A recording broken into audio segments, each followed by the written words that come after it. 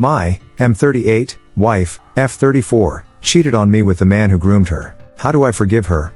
Sorry this is going to be so long, I just want to get as many details in as possible for some real advice. A little backstory. My wife had a significant handful of traumas as a kid. Her dad was physically and verbally abusive and almost killed her mom in front of her. She was left to raise herself and her younger brother because her mom was an alcoholic. She had undiagnosed bipolar disorder starting at 13, was raped at 14, and got pregnant and had an abortion at 16. After that she kinda spiraled and was drinking a lot and sleeping around a lot. That's when she met the man we'll call John. He was 30 when she was 16. He introduced her to his fucked up version of BDSM, which was basically just beating her whenever he felt like it. She thought she was in love with him and followed him blindly for years. I guess he did help her to quit drinking and graduate HS, but I'm assuming it was through fear. She hasn't shared how he helped. It took her going to therapy when she was 23 for her trauma with her dad to realize John was a groomer, and another year or two until she finally cut him off completely. We met when she was 26, married 2 years later. We bought a house right away and have 2 kids, M4 and F2. She had shared some about her relationship with John before we got married, but more has come up this month that I didn't know after she asked me to go to therapy with her so she could tell me she cheated on me with John. Therapy now started maybe 8 months ago because she's had bad PPD since F2 was born.